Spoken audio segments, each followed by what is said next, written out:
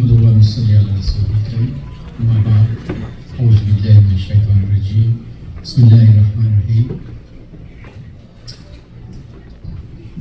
Itinerary Russian Committee Bangladesh Boston বা new England শাখা সেই শাখার আয়োজনে উদ্যোগে আয়োজিত আজকের এই সোহেদায়ে কারবালা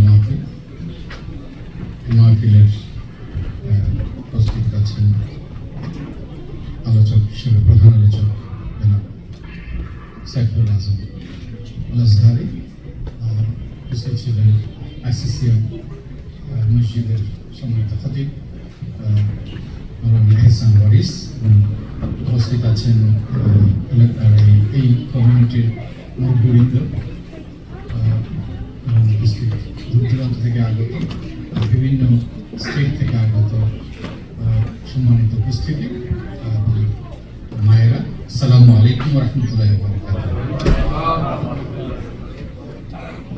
আলহামদুলিল্লাহ, আমি পরম করুণাময় আল্লাহ সুবহানাহু ওয়া তাআলার আলিশান দরবারে শুকরিয়া আদায় করছি যে বরাবরের মতো আমরা এই বস্টনে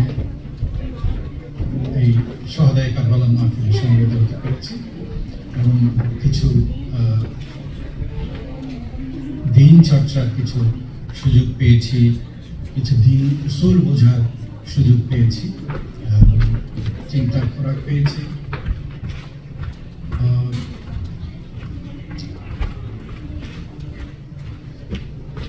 বিশেষ করে মিলাদুন্নবী, ঈদে মিলাদুন্নবী সাল্লাল্লাহু আলাইহি ওয়াসাল্লামের মাস শুরু হয়ে গিয়েছে। এই মাসে আমরা সোহেদায়ে কারবালা মাহফিল পেয়েছি, এটি নূরুন আলা নূর হয়েছে। কিন্তু যেহেতু এখানকার কমিউনিটি আলাদা করে ঈদে মিলাদুন্নবী সাল্লাল্লাহু আলাইহি ওয়াসাল্লাম আলাদা করে আয়োজন করেন, সেই জন্য হয়তো এখানে ঈদে মিলাদুন্নবীর কথাটুকু উল্লেখ হয়নি, কিন্তু আমাদের অন্তরে এবং আমাদের আয়োজনে ঈদে মিলাদুন্নবী সাল্লাল্লাহু আলাইহি ওয়াসাল্লাম আজকে আয়োজন একই সাথে করছি ইনশাআল্লাহ। তো মূলত আমি আমার দায়িত্ব হচ্ছে সামারাইজ করা আলোচকদের বক্তব্য। তো তারপরে আমার যে উপলব্ধি, সে উপলব্ধিটুকু আমি যেটা দিতে চেয়েছিলাম, আমি আসলে একই ধারায় আমার পূর্ববর্তী বক্তা, প্রধান বক্তা উনি আলোচনা করেছেন ইয়াজিদিয়ত এবং হুসাইনিয়তের যে পার্থক্য। প্রথম কথা হচ্ছে আমরা এই মাহফিল আমরা কেন করি, সোহেদায়ে কারবালা মাহফিল কেন করতে হবে, এটির গুরুত্ব আমরা যদি অনুধাবন করতে না পারি, এটি একটি তখন যেটি কি ক্ষতি আমাদের হতে পারে। প্রথমত কথা হচ্ছে, প্রথম ক্ষতি হবে আমাদের আধ্যাত্মিক ক্ষতি, স্পিরিচুয়াল যে আমাদের ড্যামেজটা, আহলে রাসূলের প্রতি যে ভালোবাসার তাগিদ, যেটি আমাদের ইমানের দাবি, এটি যদি আমরা উপযুক্তভাবে যদি আমরা সেই স্মরণের মধ্যে না রাখি, আমাদের পরবর্তী প্রজন্মের মধ্যে সেটি প্রবাহিত করতে না পারি, আমাদের সমাজে সেটিকে যদি আমরা জাগ্রত রাখতে না পারি এই ধরনের আয়োজনের মাধ্যমে, স্মরণের মাধ্যমে, তাহলে কিন্তু আমাদের সেই ইমানের দাবিটি ক্ষতিগ্রস্ত হয়ে যাবে, আমরা আধ্যাত্মিকভাবে ক্ষতিগ্রস্ত হব। দ্বিতীয় হচ্ছে আমরা চেতনাগতভাবে ক্ষতিগ্রস্ত হব, চেতনাগতভাবে ক্ষতিগ্রস্ত হব। এটি একটি দীর্ঘ আলোচনা। আমরা মানব ইতিহাসের শুরু থেকে আমরা যখন দেখি যে আমরা এখন মডার্ন একটা সাবজেক্ট এসেছে, সেটিকে বলছে কনফ্লিক্ট রেজলিউশন, অর্থাৎ দুজন মানুষের মধ্যে কিংবা একই সমাজে দুটি গ্রুপের মাঝে কিংবা দুটি দেশের মাঝে, দুটি মতামতের মাঝে যখন একটা কনফ্লিক্টিং সিচুয়েশন হয়, তখন এটা কিভাবে রিজলভ করা দরকার, কিভাবে রিজলভ করা যায়, এইটিকে সাবজেক্ট হিসাবে নিয়ে এসে এটাকে পড়ানো হচ্ছে এবং এটি গবেষণা হচ্ছে কনফ্লিক্ট রেজলিউশন। এখন এই কনফ্লিক্ট রেজলিউশন আল্লাহ রাব্বুল আলামিন কর্তৃক প্রদত্ত যে মূল নীতি, সেটি কি? এটি যদি আমরা বুঝতে চাই তাহলে আমাদের মানব ইতিহাসের গোড়া থেকে আমাদের আসতে হবে। কুরআনুল কারীমে আল্লাহ রাব্বুল আলামিন আমাদের প্রতিটি নবী রাসূলের জীবনী, আম্বিয়ায়ে কেরামের জীবনীর ভেতর দিয়ে, তাদের জীবন ইতিহাসের ভেতর দিয়ে, যেটি আসলে আমি একই ধারায় আসলে বক্তব্য রাখছি, আমাদের পূর্ববর্তী প্রধান বক্তা যেটি আসলে ইঙ্গিত করেছেন বা আমাদের সামনে বয়ান করেছেন।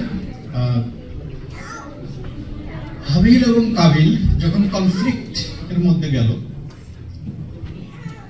তো একজন বলল যে আমি তোমাকে হত্যা করব, কিন্তু আরেকজন বলল যে উনি সেই সংঘাতের মধ্যে গেলেন না, উনি বললেন যে ওনার যে ইয়াটি কবুল হলো কুরবানি, উনি বললেন যে আল্লাহ রাব্বুল আলামিন যিনি মুত্তাকি তার কুরবানি কবুল করেন। উনি কনফ্লিক্টের ধারে কাছেও গেলেন না, হত্যার ধারে কাছেও গেলেন না। কিংবা ইব্রাহিমিয়তের কথা বলেছেন, ইব্রাহিম আলাইহিস সালাম যেভাবে উনি ফেস করলেন, হযরত মুসা আলাইহিস সালাম কিভাবে ফেস করলেন। উনি যখন অত্যাচার অতিষ্ঠ হয়ে গেল, উনি দাওয়াত দিলেন, প্রত্যাখ্যাত হলো, অত্যাচার বৃদ্ধি পেল, উনি রিট্রিট করলেন,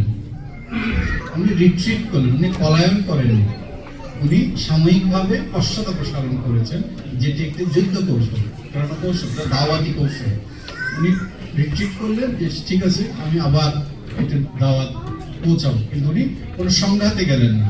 হযরত ঈসা আলাইহিস সালাম উনি ওনার যে দাওয়াত উনি দিয়েছেন এস্টাবলিশমেন্টকে কিংবা পলিটিক্যাল রেজিমকে, এবং সে পলিটিক্যাল রেজিম ওনার দাওয়াতকে উপরে ক্ষিপ্ত হয়েছে এবং ওনার উপরে যে অত্যাচারের যে খর্ব সেটি নামিয়ে দিয়েছে, কিন্তু উনি সেটিকে ডিল করেছেন in a very peaceful manner. প্রত্যেকটা ক্ষেত্রে আমরা দেখতে পাবো যে এখানে কোনো সংঘাতে তারা কেউ যাননি, নিজেদের রুহানিয়ত দিয়ে, ব্যক্তিত্ব দিয়ে, আহ্বানের বৈচিত্র্য দিয়ে, গভীরতা দিয়ে মানুষের বা সে অত্যাচারের চেতনাকে, অত্যাচারী যে বলয়ের কথা বলা হয়েছে, সে বলয়ের চেতনাকে পরিবর্তন করিয়ে দেওয়া হয়েছে। এটি হচ্ছে আম্বিয়ায়ে কেরামের কনফ্লিক্ট রেজলিউশন মেথোডোলজি, আমরা যেটি মানব ইতিহাসে আমরা দেখতে পাচ্ছি। আখেরি নবী আকা মুহাম্মদ রাসূলুল্লাহ সাল্লাল্লাহু আলাইহি ওয়াসাল্লাম, ওনার কনফ্লিক্ট রেজলিউশন মেথোডোলজি কি সিমিলার।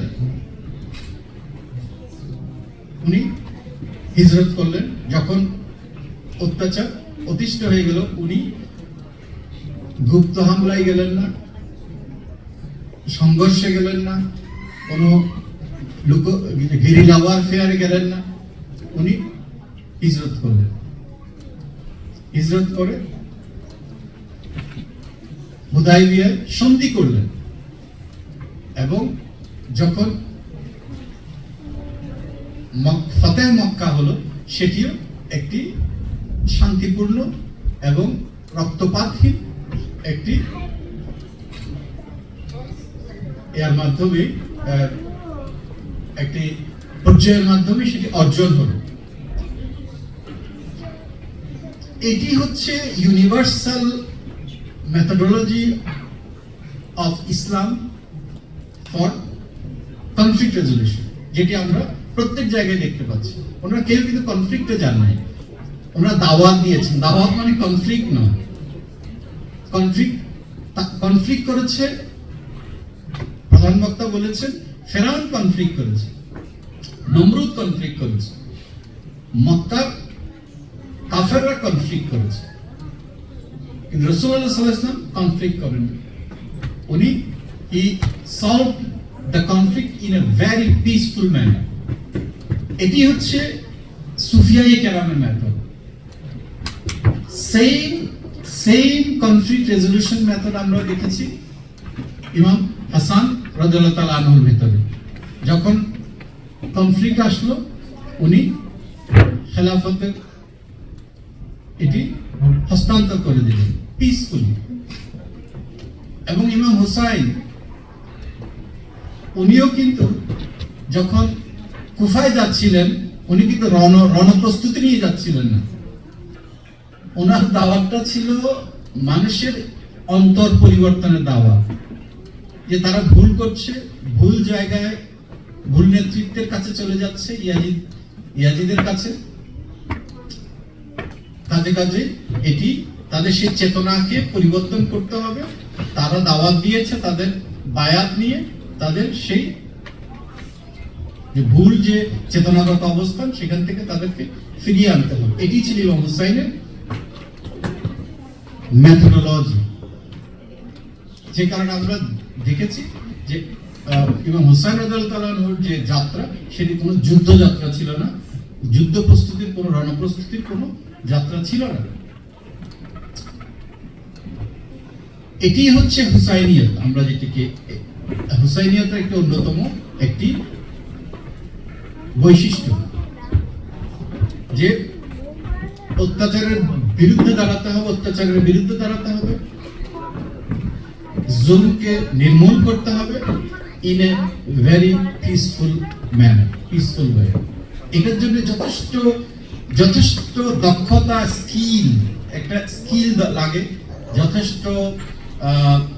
যথেষ্ট পরিমাণে মানসিক শক্তি, যথেষ্ট পরিমাণে রুহানি যোগ্যতা, ইলমি যোগ্যতা, প্রস্তুতি, বারাকা, তাসারুফা, নূর, আমাদের প্রধান বক্তা যেভাবে বলেছেন, সবকিছুই একটা বিশাল একটা প্রস্তুতির ব্যাপার। এই যে অত্যাচারের মুখে পিসফুল রেজলিউশন, এটির জন্য একটা বিশাল একটা প্রস্তুতি লাগে। আম্বিয়া কেরামের মধ্যে এটি ছিল ইন এ ডিভাইন ওয়ে। আমরা দেখেছি আহলে বাইতে কেরাম, তারাও একইভাবে একই কনসিস্টেন্টলি তারা এই সিলসিলা করেছেন, সলভ করেছেন। ওনাদের মেথোডোলজি ছিল। তো এবং আমরা দেখেছি যে ওনাদের যারা এই যে বলেছেন যে সমস্ত তরিকার যে সিলসিলার যে সাজরা বা যে উত্তরাধিকার যেগুলো, আমরা সবগুলো আহলে বাইতে রাসূলের থেকে এসেছে। সেই সুফিয়ায়ে কেরামের যে কনফ্লিক্ট রেজলিউশন মেথড, সেখানেও আমরা দেখবো কি তারা কিন্তু ইন এ পিসফুল ম্যানার সেটি করেছে। এমন না যে তারা কখনো প্রয়োজনে ডিফেন্সিভ কোনো ওনাদেরকে, এটা কনফ্লিক্ট বলবো না, এটা ডিফেন্সিভ কোনো অ্যাকশন যেতে হয়নি, সেটা বলাটা সেভাবে ঠিক হবে না। কিন্তু লার্জলি এবং ফ্রম ইটস স্পিরিট ওনারা ছিলেন উত্তেজনা পরিহারকারী। এটি হচ্ছে একটা মেজর একটা ক্যারেক্টারিস্টিক, যে আমরা যখন ইয়াজিদিয়ত এবং হুসাইনিয়তকে যখন আমরা একটা ধরনের, এখন বর্তমানে চলে আসি, এখন আমরা একটা ধারা ইয়াজিদিয়ত বা হুসাইনিয়ত, এটাকে আমরা বুঝবো কেমন করে, আমরা দেখার চেষ্টা করব যে এরা যে সমাজে যখন একটু টেনশন ক্রিয়েট হয়, একটা কনফ্লিক্ট তৈরি হয়, তখন তারা ইন এ পিসফুল ম্যানার এটাকে সলভ করার চেষ্টা করছে, আর কে এজিটেটেড ম্যানারে, উত্তেজিত ভাবে এটাকে সলিউশন করতে চাচ্ছে, ফোর্সফুলি অথরিটারিয়ান ম্যানারে এটা করতে চাচ্ছে, আর কে in a peaceful, in a মোটিভেশনের মাধ্যমে এটি করতে চাচ্ছে। এই ক্যারেক্টারিস্টিকটা যদি আমরা একটু খেয়াল করি, তাহলেই কিন্তু আমরা হুসাইনিয়ত আর ইয়াজিদিয়তের মধ্যে পার্থক্যের আমরা খোঁজ পাবো ইনশাআল্লাহ। এটি কেন বলছি, এটি আমাদের জন্য এখন এই এই এই এই কারবালা, এই ইমাম হুসাইনের ত্যাগ, কুরবানি, ওনার পরিবারের কুরবানি কেন আমাদের জন্য এত প্রয়োজন, এটি বোঝা কেন আমাদের দরকার। কারণ আজকেও আমরা আসলে প্রিয় নবী সাল্লাল্লাহু আলাইহি ওয়াসাল্লাম অত্যন্ত ডেমোক্রেটিক একটা একটা সোসাইটিকে উনি গড়ে দিয়েছিলেন। খোলাফায়ে কেরাম সেটি ধারাবাহিকতা বজায় রেখেছেন। কিন্তু আমরা দেখেছি যে ইয়াজিদের সময় থেকে এটি খেলাফত হচ্ছে, আমাদের বুঝতে হবে খেলাফত কিন্তু ইমাম হাসান রাদিয়াল্লাহু আনহুর মাধ্যমে সেটি শেষ হয়ে গিয়েছে। কিন্তু এরপরে আমাদের উপরে, মুসলিম উম্মার উপরে চেপে বসলো কি রাজতন্ত্র। আজকে পর্যন্ত আমাদের রাজতন্ত্রের ভূত এখনো আমাদের মাথা থেকে কিন্তু যায়নি। কিভাবে যায়নি? আমরা রাজনীতিকে রাজনীতি বলি, জননীতি বলি না, অর্থাৎ রাজার নীতি। কিন্তু আসলে তো এটি জনগণের নীতি, এটি কোনো রাজার নীতি না। আজকে কোনো রাজা নাই, কিন্তু আমরা নাম দিয়ে রেখেছি রাজনীতি। আমরা এখন রাজনীতি বলবো কিনা জননীতি এটাকে বলবো বা অন্য কোনো ভাবে বলবো, এটা আমাদের ডিসিশন নেওয়া দরকার। কারণ এই শব্দের আসর আমাদের ভেতরে কাজ করবে। কারণ রাজনীতির মধ্যে একটা অথরিটারিয়ান একটা ফ্লেভার আছে। তো এরপরে এই সেই যে রাজার শাসন শুরু হলো, আমরা যদি বলি একনায়ক, তো সেই শাসন শুরু হলো। কাজে আমাদের সোসাইটিও কিন্তু তারপর থেকে মানসিকভাবেও পরিবর্তিত হয়েছে। সেই রাজতান্ত্রিক ধ্যান ধারণাকে আমরা অনেক ক্ষেত্রে অজান্তে আমরা আদর্শ হিসাবে নিয়েছি। আমি বলতে চাইছি না যে ইসলামের রাজতন্ত্র নেই বা ইসলামের রাজতন্ত্র হলে সেটি অনইসলামিক হবে, সেটি আমার বলার উদ্দেশ্য নেই। পলিটিক্যাল সায়েন্সের ব্যাপার, আমি সেটি বলতে চাইছি না। হয়তো অনেকভাবেই সেটি ইসলামে হয়তো সবগুলোই অ্যাকোমোডেট করে, কিন্তু আমি বলতে চাইছি যে মানসিকতা, যেটা আমাদেরকে ইয়াজিদিয়তের ফলে যে স্বেচ্ছাচারী, যে অথরিটারিয়ান যে মানসিকতা যে তৈরি হলো, সেটি কিন্তু আমরা আজকে পর্যন্ত সাফার করছি। কিভাবে? একদম রিসেন্টলি আমরা এই গত এক সপ্তাহ 10 দিন বা 15 দিন ধরে আমরা কি দেখছি? আমরা শুনছি মাজারে হামলা হচ্ছে।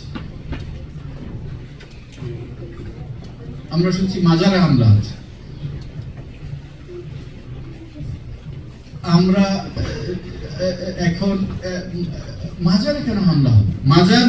মাজার কি? মাজার হচ্ছে যেখানে জিয়ারত করা হয়, সেটি মাজার। ঘন জিয়ারত, যেখানে যে কবরগাহে বা পবিত্র কবরে, আউলিয়া কেরামের কবরে করা হয়, সেটাকে মাজার বলে। এবং আমরা বুঝি যে একটা সৌধ থাকবে। এই সৌধ করা, আম্বিয়া কেরামকে দাফন করা ছিল, নিজেদের হুজরার মধ্যে দাফন করার যে রীতি ছিল, সেটি ছিল খাস। প্যারা নবী সাল্লাল্লাহু আলাইহি সাল্লামকে নিজের হুজরার মধ্যে, ঘরের মধ্যে, ছাদওয়ালা একটি ঘরের মধ্যে ওনাকে দাফন করা হয়। কিন্তু যেদিন থেকে হযরত আবু বকর রাদিয়াল্লাহু তাআলা আনহুকে সেই ঘরের মধ্যে দাফন করা হয়, তখন থেকেই সমস্ত সাহাবায়ে কেরামের ইজমা মোতাবেক সে মাজার করাটা কিন্তু ইসলামের ঐতিহ্যের অংশ হয়ে গেছে।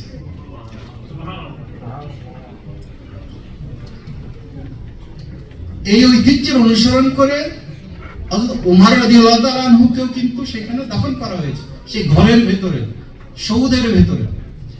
এখন কেউ যদি মাজার ভাঙতে চায়, নাউজুবিল্লাহ, তাকে প্রথমে মদিনার সবুজ গম্বুজকে ভাঙতে হবে। তার সেটি ভাঙার দাবি তাকে তুলতে হবে, নয়তো সে কোনো মাজারে আক্রমণ করার কথা চিন্তাও করতে পারে না। হ্যাঁ, হতে পারে সবার হয়তো কোনো মাজার, হয়তো বানোয়াট মাজার হতে পারে, কোনো মাজার নামদারি মাজার, সেটি মাজার না, আমরা তখন সেটিকে মাজার বলবো না। কোনো মাজারে হয়তো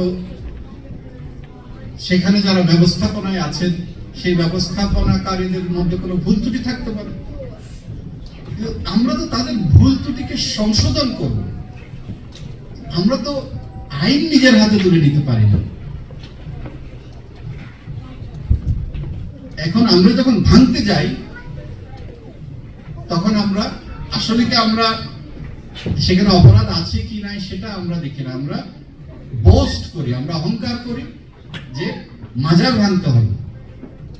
ঘোষণা দেওয়া হচ্ছে যে মাজার ভাঙবে, মাজার অন্যায়ের। এখন ক্রোধটা কি আসলে মাজারে ঘটে যাওয়া কোনো অন্যায়, নাকি সে মাজারের প্রতি ক্রোধ?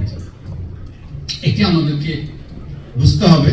আমরা মনে করি না যে সবাই এই কথাটি বলছে, তারা বলছে কোন জায়গা থেকে আসতে পারে সেটা আমরা কিছু ধারণা থাকবো। আমরা মনে করি না যে সবাই এইভাবে বলছে, এতটা উগ্র আমরা মনে করি, কিন্তু যারা এই উগ্রপন্থার মধ্যে আছেন আমরা মনে করি তারা যেই বলয়ের মধ্যে আছেন সেই বলয়ের উচিত হবে সরব হওয়া এই ধরনের স্বেচ্ছাচারী ইসলাম বিরোধী কাজে। কারণ দাঙ্গা হাঙ্গামা সৃষ্টি করা এটি কোনো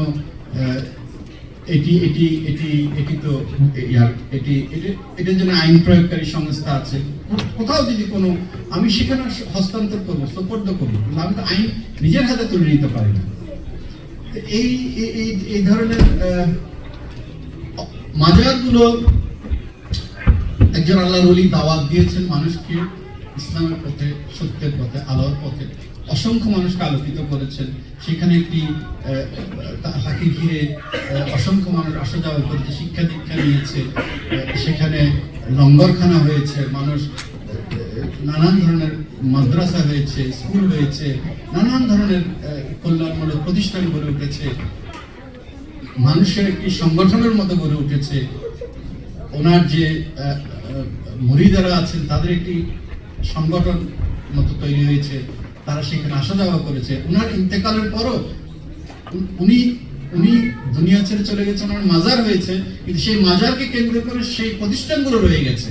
সেই প্রতিষ্ঠানগুলোর জন্য নানান ধরনের ইন্তজাম, নানান ধরনের প্রাতিষ্ঠানিক প্রস্তুতি, নানান ধরনের কিছু সেখানে থাকবেই, সেখানে মানুষের আনাগোনা থাকবেই, এবং সেটার জন্য নানান ধরনের কর্মকাণ্ড পরিচালিত হবে। কাজে কাজেই এই বিষয়টাকে এখন সমস্যা হয়ে গেছে, অপরাধ সব জায়গায় আছে, অপরাধ সব জায়গায় অপরাধী আছে। আমরা অনেক প্রতিষ্ঠানের নাম বলতে পারি যেখানে বড় বড় অপরাধীদেরকে আমরা দেখেছি, এবং তারা সেই প্রতিষ্ঠানগুলো যে যারা সুদ খায় কিংবা ঘুষ খায়, অর্থাৎ দুর্নীতিবাজ, মানুষের অর্থ করে দিয়ে যে সেই প্রতিষ্ঠানগুলো গড়ে ওঠেনি, সেটি আমার মনে হয় কেউ কোরআন শরীফে হাত দিয়ে সেটি বলতে পারবে না। কিংবা এমন বড় বড় অপরাধের আমরা দেখেছি, সমাজে অহরহ দেখেছি, বছরের পর বছর, যেগুলো মানে অকল্পনীয়, শিশুদের উপর অত্যাচারের যে, কিন্তু আমরা তো সেগুলো হচ্ছে ব্যক্তির অপরাধ মনে করি, সেগুলো তো আমরা প্রতিষ্ঠানের অপরাধ মনে করি না, ডেমোনাইজেশন আমরা করি না। কিন্তু মাজারে তো সব ফেরেশতারা থাকেন, সেখানেও ভুল ত্রুটি থাকতে পারে, অপরাধী থাকতে পারে, অপরাধ থাকতে পারে, কিন্তু তার জন্য পুরো মাজারের যে ইসলামের যে ঐতিহ্য, সেই ঐতিহ্যকে আমি বিলীন করে দেওয়ার জন্য তৈরি হয়ে যাব, এই ধরনের একটি চেতনাকে আমরা ইয়াজিদিয়তের সেই চেতনার একটি অনুরণন, একটি ধারাবাহিকতা বলে মনে করি।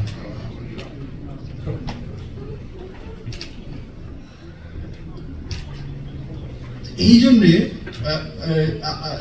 জন্যে গায়ের জোরে ভেঙে চুরে সবকিছু যেভাবে একটা করার একটা চেষ্টা আমরা দেখতে পাচ্ছি, আমরা আশা করি তারা যে বলয়ের মানুষ, আমরা জানি তারা কোন বলয়ের মানুষ, জানতে চাইও না, কিন্তু আমরা যে বলয়েরই হোক না কেন, আমরা আশা করবো সেই বলয়ের যারা মুরব্বীগণ আছেন তাদের প্রতি আমাদের আকুল আবেদন থাকবে তারা যাতে তাদেরকে বুঝিয়ে সুঝিয়ে নিরস্ত করেন, যাতে সামাজিক নানান একটি আমাদের সমাজ এমনিতে অস্থির এবং আরো অধিক অস্থিরতা থেকে যাতে সমাজকে তারা বিরত রাখেন এবং ন্যায় বিচারের প্রতি তারা যাতে শ্রদ্ধা পোষণ করেন।